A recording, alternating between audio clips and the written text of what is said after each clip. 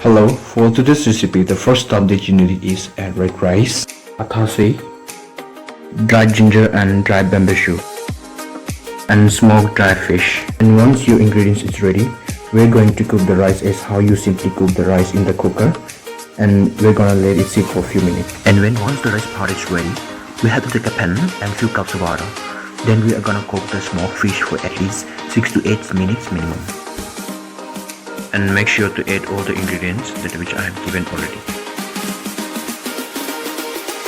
And when your rice is ready, just right before 8 to 9 minutes, you can add all the ingredients, that is cooked or steamed rice.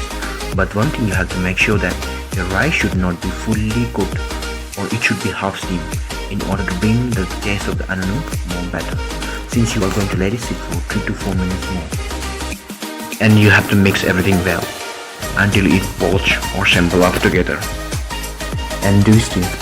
And do you know the fact that stirring redistributes the heat more effectively? If left alone, it has to rise to the top, and liquid on the top that is left hot will have to find a way to migrate down the heat problem. Therefore, we have to make sure to occasionally stir in between to bring justice to the food. Anyways, the anunu is ready, and it is indeed ready to serve on your plate. But since I love doing innovative things, so I'm not going to simply let it go waste without experimenting things. So what I'm actually going to do is that I'm gonna be adding sesame oil, which is my favorite of course, and in the top of that, I'm gonna prepare omelette and slice in pieces and simply going to add from the top. And this is how it looks like.